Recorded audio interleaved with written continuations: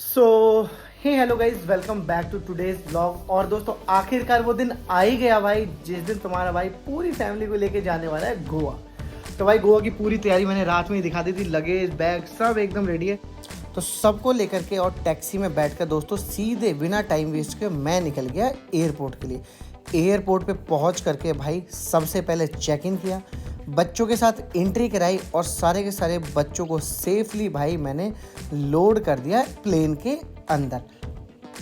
बहुत सारे मेरे भाइयों के दिमाग में ये क्वेश्चन होता है ना कि गोवा में जाके क्या करेंगे, कितने दिन का ट्रिप करें, कहाँ रुकें, क्या खाएं, किस तरीके की अपनी एक्टिविटीज़ में इन्वॉल्व हों, क्या क्या कर सकते हैं, कौन कौन से बीच अच्छे हैं। तो भाई उन सारी चीज़ों को ध्यान रखते हुए भाई ये व्लॉग आपके लिए शूट कर रहा हूँ। तो बच्चों को सेफली लेकर के भाई मैं सवार हो गया प्लेन के अंदर और प्लेन ने फिर सीधे दिल्ली की सरजमी से भाई उड़ान भरी और मुझे लेके बादलों में जन्नत के अंदर लेके चला गया।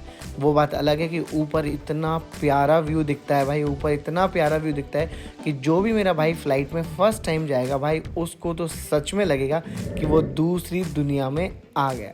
हालांकि मैं कई बार फ्लाइट में आ गया हूँ, लेकिन मुझे हमेशा दिमाग में ये रहता है यूएफओज़ को लेके कि यार कोई ना कोई यूएफओ मुझे दिखना चाहिए, जो कि बहुत ही रेयर सी बात है, बट मेरे दिमाग में ऐसी बातें चलती हैं। चलो दोस्तों, गोवा की सरजमी पे लैंड करते हैं और फिर फास्ट वे में आपको बजट की बात करता हूँ, होटल की बात कर रहा हूँ और कुछ और चीज़ें आपको बताता हूँ। सो दोस्तों, अगर आप फैमिली के साथ ट्रैवल कर रहे हो गोवा और आपके साथ में ज़्यादा बच्चे हैं तो भाई बच्चों के साथ बुकिंग करने में थोड़ा सा कॉम्प्लिकेशन आता है, क्योंकि होटल्स वाले कभी 2 बच्चों को अलाउड करते हैं, कभी 1 बच्चा अडल्ट हो जाता है उसको अलाउ करते हैं, नहीं करते हैं, तो काफ़ी सारे कॉम्प्लिकेशन है। बट इन कॉम्प्लिकेशन से फैमिली वाले बंदे को गुजरना पड़ता है और फाइनली अपने लिए रूम बुक करना पड़ता है। रूम की बात हो गई। सबसे पहले आपके होटल्स, जितने भी दिन के लिए आप जा रहे हो, आपके होटल्स बहुत अच्छे से बुक होने चाहिए और कोशिश ऐसी करें कि वहाँ पर ब्रेकफास्ट आपका इंक्लूड रहे।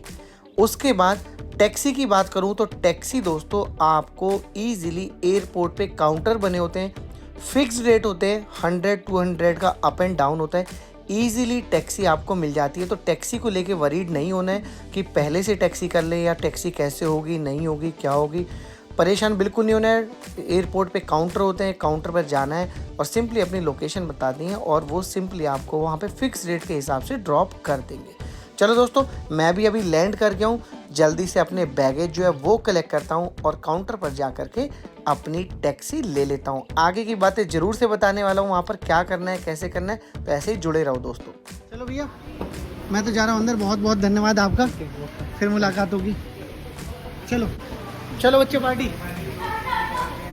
सबसे पहले टैक्सी लेकर हम होटल पहुंचते हैं और होटल में भाई गोवा का कोई भी आप बढ़िया होटल ले लो, सभी जगह एक ही पॉलिसी है कि आपको हाफ पेमेंट बुकिंग टाइम पर, जब आप घर से बुकिंग करते हो तब देनी होती है और हाफ पेमेंट आपको चेक इन के टाइम पर देनी पड़ती है। मतलब फर्स्ट डे ही आप पूरी तरह से पेमेंट करके क्लियर हो जाते हो। तो अभी रूम अलॉट हो गया, रूम में जाते हैं, थोड़ा सा फ्रेश होते हैं और फ्रेश होने के बाद थोड़ा सा होटल को विज़िट करेंगे, क्या क्या फैसिलिटीज़ है, स्विमिंग पूल है नहीं है, क्या है, और फिर फाइनली सारे बच्चों को थोड़ा सा स्नैक्स वगैरह खिला करके दोस्तों आप निकल सकते हो शाम को बीच के किनारे पर। और बीच के किनारे पर जाकर लोकल मार्केट को विज़िट कर सकते हो, सनसेट देख सकते हो और इवनिंग डिनर और पार्टी को एंजॉय कर सकते हो, क्योंकि हम लोग गोवा में। और फर्स्ट डे पे क्योंकि आप जाते हो मिड में, दोपहर के टाइम या शाम के टाइम आप फ्लाइट से लैंड करते हो और चेक इन करते हो, तो फर्स्ट डे पर आपको कोई भी 2 व्हीलर या कोई भी और कन्वेंस लेने की ज़रूरत नहीं है। कन्वेंस की बात करूं तो बहुत अच्छा कन्वेंस अवेलेबल है, अगर आपको वो सूट करता है। या तो आप टैक्सी ले सकते हैं जैसे मैंने लिए, या फिर आप कम बजट के अंदर बस का यूज़ कर सकते हैं, जो सिटी ट्रांसपोर्ट है। सिटी ट्रांसपोर्ट की फैसिलिटी गोवा के अंदर बहुत अच्छी है और चार्जेस उसके 10 से 12 रुपये, 15 रुपये depending upon the distance location. बहुत ही अच्छी सर्विस है। एवरी 5 मिनट के अंदर आपको रोड पर बस अवेलेबल होंगी। जबकि दूसरी तरफ आप टैक्सी वालों से या स्कूटी वालों से बात करोगे तो कहीं भी जाने के लिए 500 से 600 रुपये मिनिमम वो आपसे लेंगे ही लेंगे। तो शाम को अभी हम भी पूरी की पूरी मार्केट और पूरे के पूरे साइट सीन को एंजॉय करते हैं और आगे की इन्फॉर्मेशन अगले दिन सुबह क्या कर सकते हैं वो आपको मैं ज़रूर से बताने वाला हूँ। तो ऐसे ही बने रहो दोस्तों। अभी तुम्हारा भाई जा रहा है पार्टी करने, थोड़ा सा रिलैक्स होगा और फिर आपको लेकर चलूँगा वापस होटल। चारों तरफ पार्टी का माहौल बना हो भाई, जबरदस्त। चलो मस्ती मौज, खूब मस्ती आ रही है, आधी मौज मस्ती कर रहे हैं हम। और बीच हमारे सामने है भाई, सामने बच्चे बहुत ज़्यादा एक्साइटेड हैं।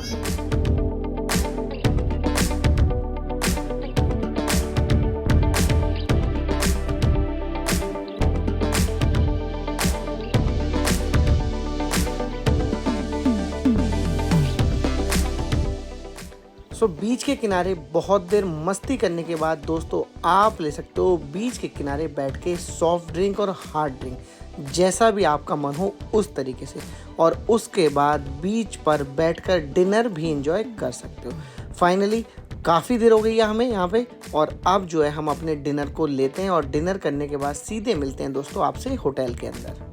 जाओ अपने होटल के अंदर, और होटल में भाई क्योंकि आप अपने घर से इतनी दूर हो, एक अलग माहौल में, एक अलग इन्वायरमेंट में हो, मस्ती करने आए हो, तो भाई बच्चों के साथ खूब सारी मस्ती करो, बच्चों के साथ खूब सारी बातें करो, और भाई जितना रिलैक्स हो सकते हो उतना रिलैक्स अपने आप को कर लो। और उसके बाद भाई सीधे अपने रूम में जाओ और भाई सो जाओ। सुबह उठ के जल्दी उठो और भाई सीधे निकल जाओ किसी भी, जो भी तुम्हारे होटल के पास जो भी बीच है, चाहे वो फेमस बीच हो चाहे वो नॉर्मल बीच हो, समुद्र का कैसा भी किनारा हो, वहाँ निकल जाओ। समुद्र की लहरों में बिना चप्पल के टहलो और भाई गरम गरम चाय का मज़ा लो, और सुबह का जो सन राइज है वो भाई देखो आप बैठकर सुकून से, और लहरों के साथ बातें करो, सुकून महसूस करो। और उसके बाद आपको आगे की ट्रिप का ब्यौरा मैं बताता हूँ दोस्तों।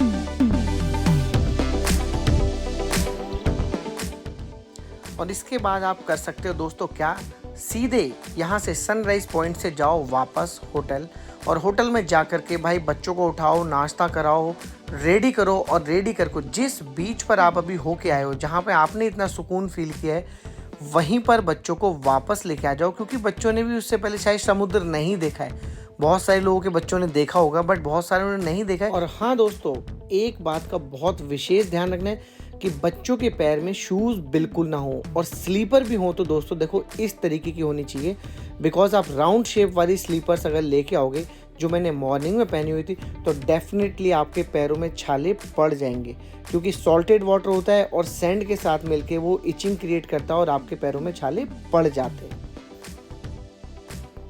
वहीं ले आओ, और कोशिश ऐसी करो दोस्तों कि धूप निकलने से मतलब बहुत ज़्यादा कड़क धूप निकलने से पहले आप वहाँ जाओ और बच्चों को टाइमली वापस लेके आओ, बिकॉज जैसे जैसे वहाँ पर धूप हो जाती है, नमक के पानी में आप नहाते हो, कूदते हो, तो वो आपको इचिंग करने लगती है और आपको फिर परेशानी होने लगती है। फाइनली वहाँ से वापस आ जाओ, और वापस आने के बाद में दोपहर का लंच अपने होटल में या कहीं बाहर एंजॉय करो, और उसके बाद शाम की कहानी दोस्तों मैं बताता हूँ आपको थोड़ी सी देर में।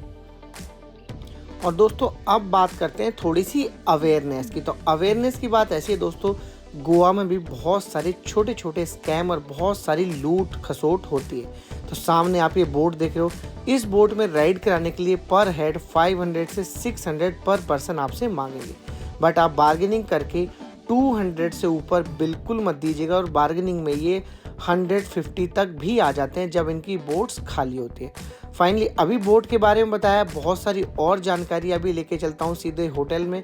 होटल में शाम को आप पूल पार्टी या इस तरीके का अगर कोई अरेंजमेंट है तो उसको पूरी तरह से एंजॉय कर सकते हैं, और इसमें लंच कर सकते हैं। लंच करने के बाद थोड़ा सा रेस्ट करते हैं, क्योंकि लगातार मॉर्निंग से आप कहीं ना कहीं जा ही रहे हो। थोड़ा रेस्ट करो, रेस्ट करने के बाद शाम को उठो और भाई किसी भी पास के बीच पे जाके नाइट आउट पार्टी को एंजॉय करो। और नाइट आउट पार्टी नहीं करनी है, आपको ड्रिंक्स नहीं लेनी है, आपको केवल माहौल एंजॉय करना है। तो भी दोस्तों गोवा के अंदर बीचेस के अलावा और नाइट आउट पार्टीज़ के अलावा ऐसा देखा जाए तो कुछ भी नहीं है। तो सिंपली जाओ बीच के किनारे और भाई महसूस करो कि आप सुकून में हो, आप जन्नत में हो।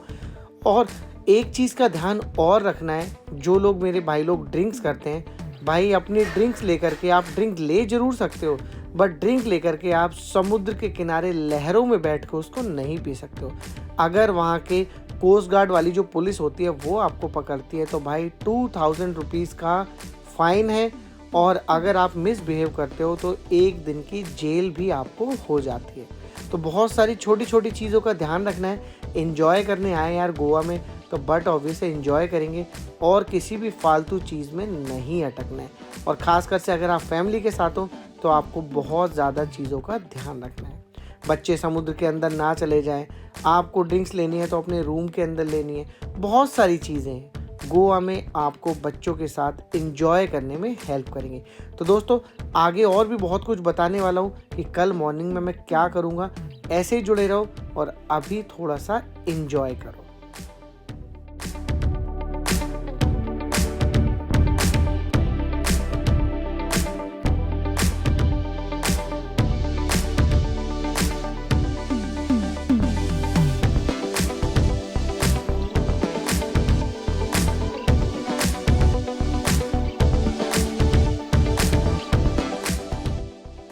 इसके बाद सिंपली अपने होटल में जाओ, डिनर करो और दोस्तों सो जाओ। मॉर्निंग में फिर से जल्दी उठो और जल्दी उठ के आज का शेड्यूल थोड़ा सा चेंज कर लो।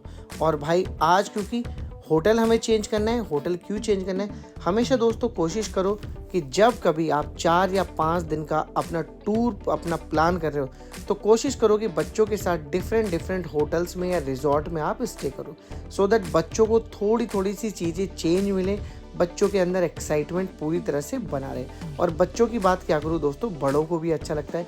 तो दोस्तों आज मुझे होटल भी चेंज करना है, दूसरे होटल में जाना है। और अगर इस होटल की बात करूँ तो दोस्तों ये है the famous Bloom sweets hotel, जो कि कलंगुट बीच के पास में ये इसका नाम लिखा हुआ है ब्लूम स्वीट्स।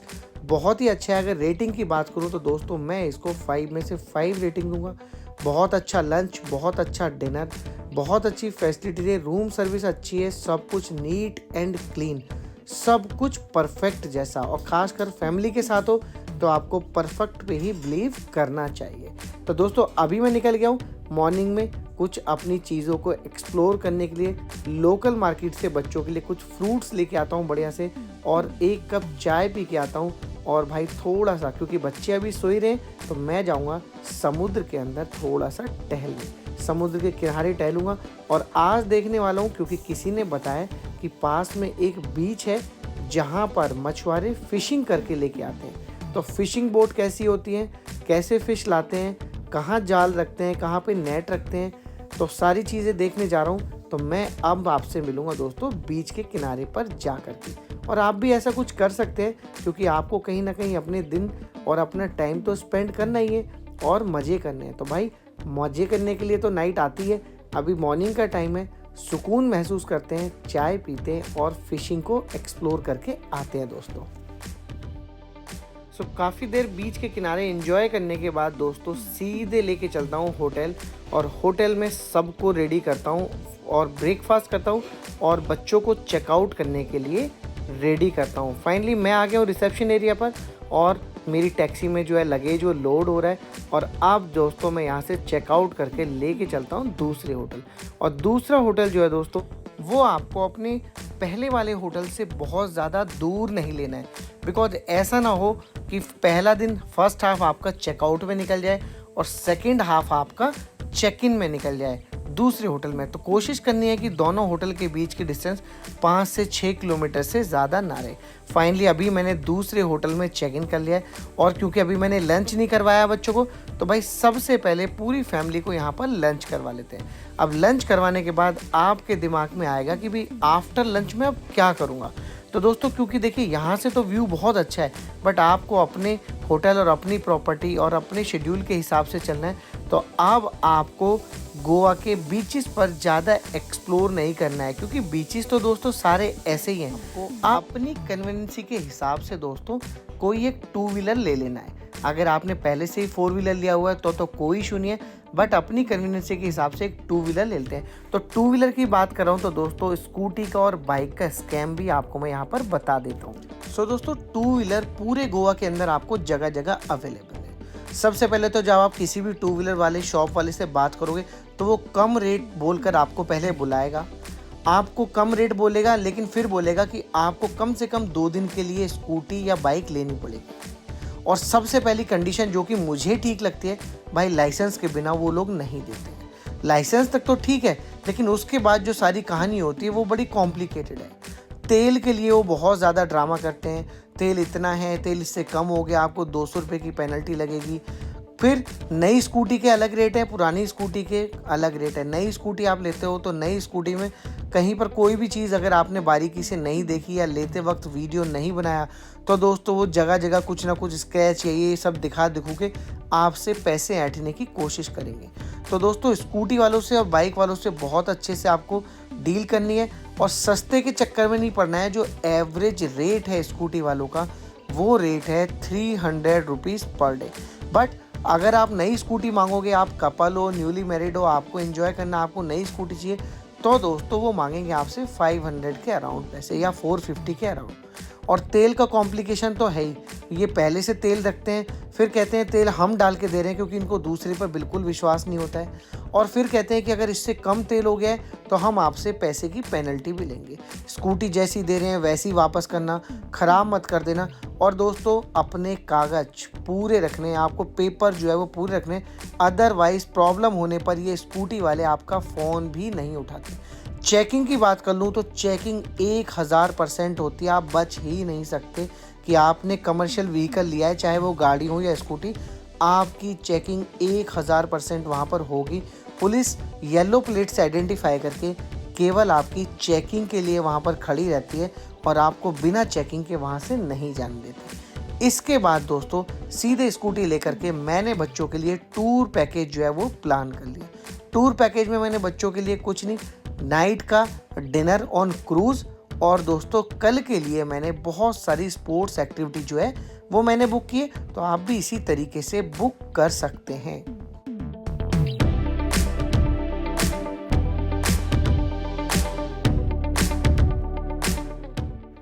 और क्योंकि पूरा सफ़र तय करके आए हो और आपने होटल चेंज किया है और आपके पास इन्फिनिटी पूल जैसी कोई चीज़ है, तो डेफिनेटली आपको दोस्तों वो एंजॉय करना चाहिए। इसके बाद दोस्तों क्योंकि मुझे अच्छे से पता है कि भाई आज नाइट को तो हम क्रूज़ पे पार्टी करने जाने वाले हैं, जहाँ पर बच्चों को डिनर मिलेगा और बहुत सारी एंजॉय करने की एक्टिविटीज़ बच्चों को मिलेंगी।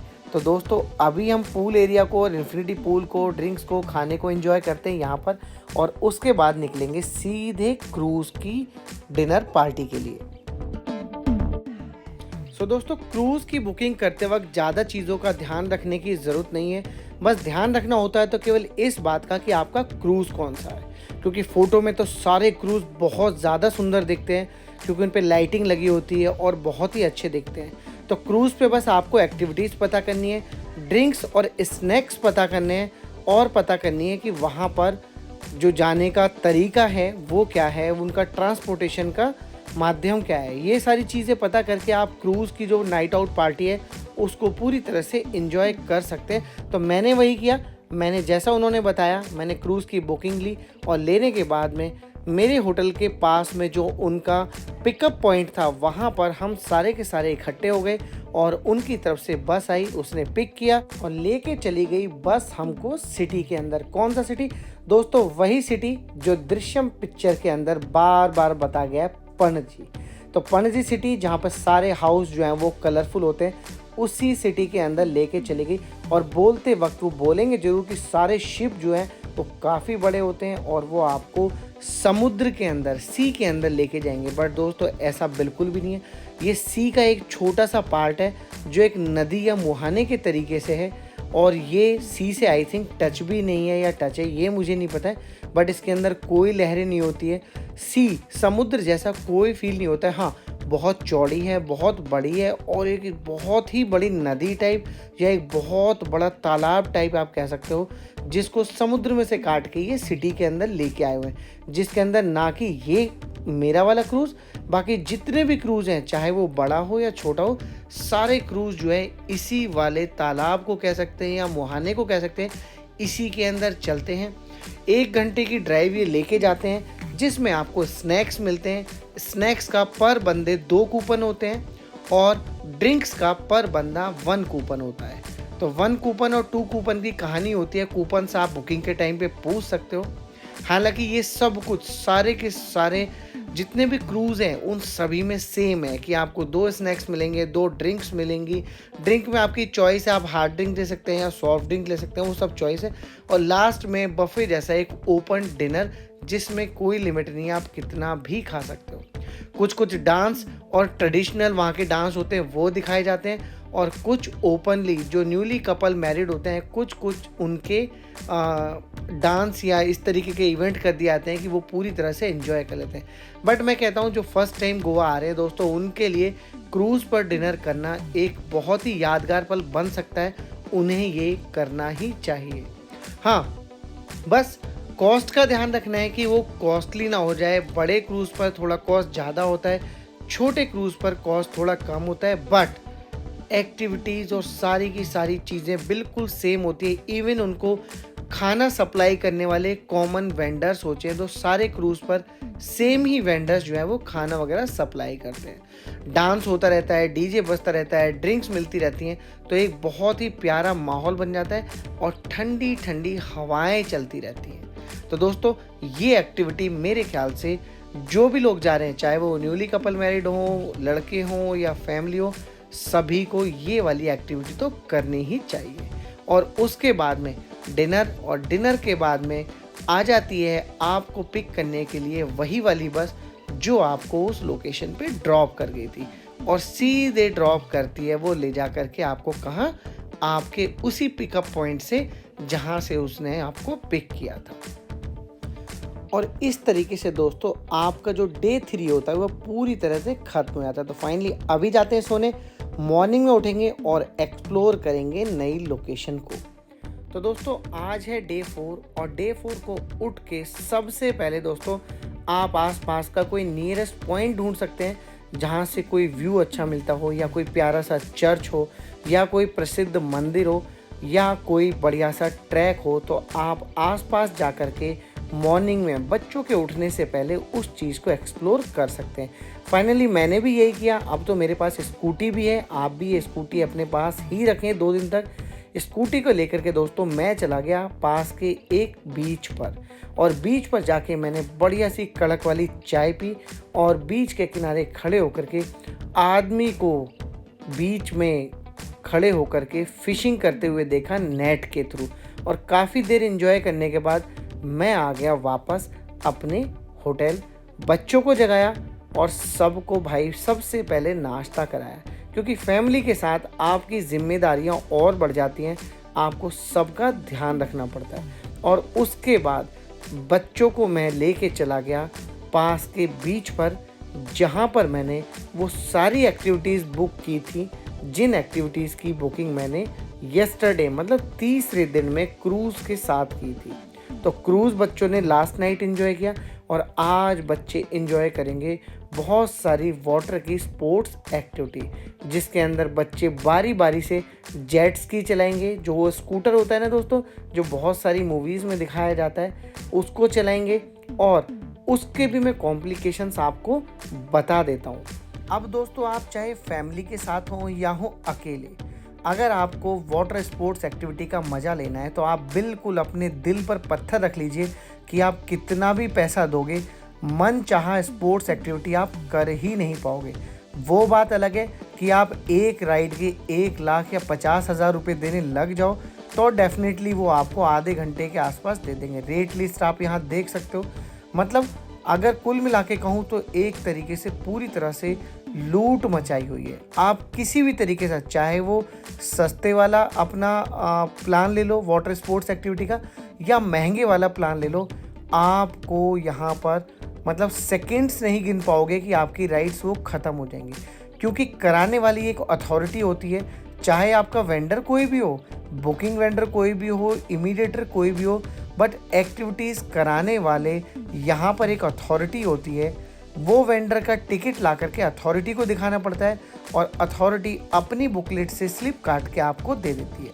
अब ये बनाना राइड हो या फिर आपकी जेट स्की हो या आपका बम्पर राइड हो या आपका स्पोर्ट्स बोट एक्टिविटी हो या पैरासीलिंग हो या आपका स्कूबा डाइविंग हो, कोई भी 5 और 6 जितनी भी राइड है, जितनी भी एक्टिविटीज़ हैं, इन सभी के लिए लोकल अथॉरिटी जो यहाँ पे बनी होती है, गोवा अथॉरिटी का एक कैंप लगा होता है, उसी के पास से टेंडर छूटता है और वही डिसाइड करती है कि कैसे करानी।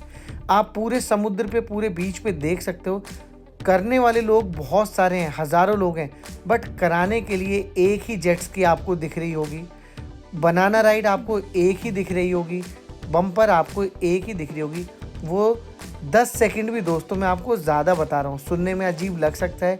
आप इतने सारे पैसे देके स्पोर्ट्स एक्टिविटी बुक करते हो और 10 सेकंड में वो एक एक राइड आपकी फिनिश करते हैं। 10 सेकंड भी कंप्लीट नहीं होते हैं। आप कितना भी लड़ो, कितना भी झगड़ो, वो आपकी बात नहीं मानेंगे। सिंपली कहेंगे वो सामने अथॉरिटी का कैंप लगा हुआ है, जाओ और भाई बात करके आ जाओ, और आपकी राइड ख़त्म। आपकी स्लिप ले लेते हैं और उसको फाड़ देते हैं, अपनी जेब में रख लेते हैं।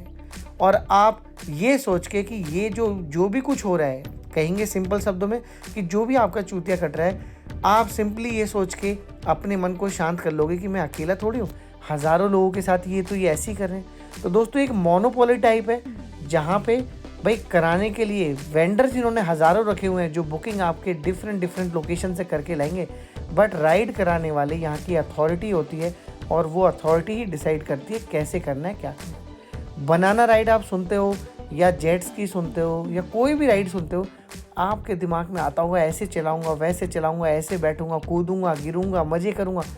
बट सच्चाई ये है कि ये गिनाने में, बुक करने में सब कुछ अच्छा है, बट दोस्तों यहाँ पर ये स्कैम ही कह लो, मैं तो इसको स्कैम ही कहूँगा कि पैसे आप पूरे दे रहे हो यार, 1000 रुपये दे रहे हो, कम से कम 2 मिनट की राइड, 3 मिनट की राइड तो करा दो। आप सेकंडों में राइड करा रहे हो, ये बहुत गलत लगा मुझे। मैंने इतने अच्छे तरीके से बुकिंग करी। पैरासीलिंग एक ऐसी एक्टिविटी है कि आप उसको करने के लिए समुद्र के बीच में जाते हो और जिस बोट से जाते हो उसी बोट को वो काउंट कर देते हैं आपकी स्पीड बोट में, कि आप स्पीड बोट में तो बैठ के आ गए, ये स्पीड बोट थी। बनाना राइड पे बैठते हो, आप छोटा सा एक राउंड लगाएंगे, मुश्किल से 10 सेकंड का, और आपकी राइड ख़त्म हो जाएगी। जेट स्की पे बैठोगे, विद इन 10 सेकंड आपकी राइड ख़त्म हो जाएगी। बम्पर पे बैठोगे, 10 सेकंड से पहले आपकी राइड ख़त्म हो जाएगी।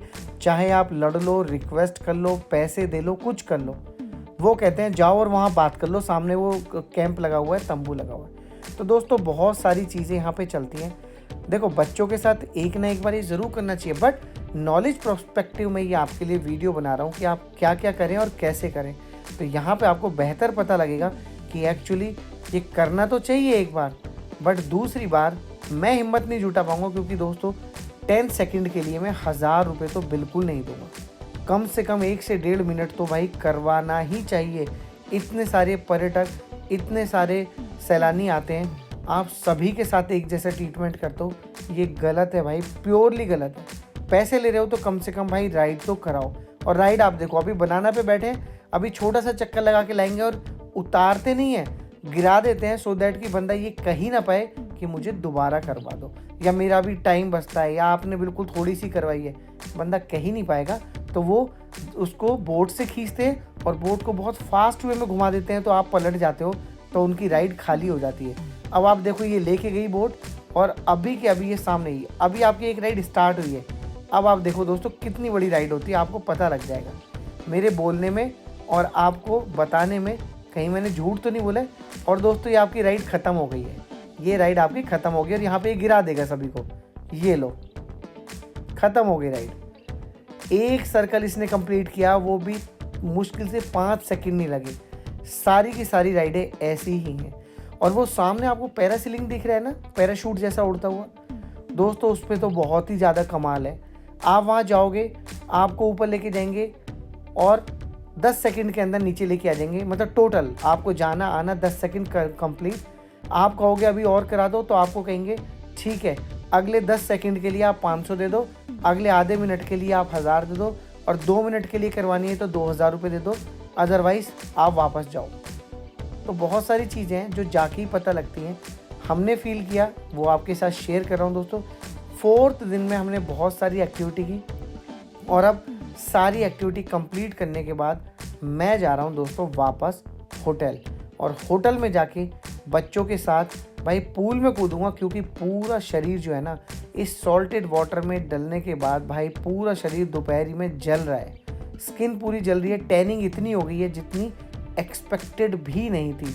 तो अभी जा रहा हूँ होटल और स्विमिंग पूल में जाके थोड़ा सा फ्रेश होता हूँ और फिर जकूज़ी के और उसके मज़े लूँगा। और ये सारी चीज़ें दोस्तों आपको भी कंसीडर करनी है।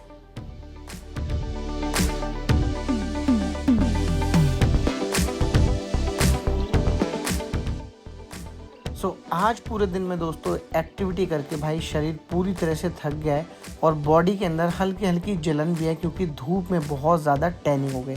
तो अभी रात के डिनर को एंजॉय करते हैं, थोड़ा सा पूल पार्टी करते हैं और भाई सो जाते हैं। और दोस्तों आज है हमारी ट्रिप का लास्ट डे, मतलब 5th डे दोस्तों एज सच करने के लिए कुछ नहीं है, क्योंकि आज का शेड्यूल तो ऑटोमेटिकली टाइट है। तो भाई सबसे पहले उठते हैं, बच्चों के साथ पूल में मज़े कर सकते हैं, मज़े करने के बाद थोड़ा सा अपने रिजॉर्ट को एक्सप्लोर कर सकते हैं, उसके किनारों को, उसकी बाउंड्रीज़ को, उसके आसपास बहने वाली नदी को या समुद्र के किनारे को एंजॉय कर सकते हैं। ये सब करने के बाद में भाई क्योंकि लास्ट डे है तो जिम्मेदारियां थोड़ी सी और बढ़ जाएंगी आपकी।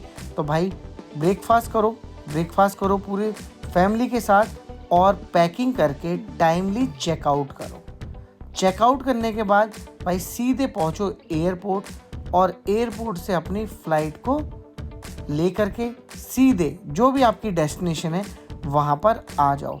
तो ये पूरा का पूरा ओवरऑल देखा जाए तो गोवा में 5 दिन में आप क्या कर सकते हो, किन किन चीज़ों का ध्यान रखना है, कौन कौन से छोटे बड़े स्कैम यहाँ पर चल रहे हैं उनका ध्यान रखना है, साथ में क्या कर सकते हैं और कहाँ से कर सकते हैं, कितने रुपए में कर सकते हैं, कितने दिन का प्लान आपको करना चाहिए, होटल्स में किन चीज़ों का ध्यान रखना है, बुकिंग करते वक्त किन चीज़ों का ध्यान रखना है, क्रूज़ में क्या करना है, क्रूज़ में किन बातों का ध्यान रखना है, स्कूटी में क्या करना है, स्कूटी में किन बातों का ध्यान रखना है। बहुत सारी बातें जो मैंने अपनी जर्नी के दौरान फील की मैंने आपके साथ वो बखूबी शेयर की हैं दोस्तों।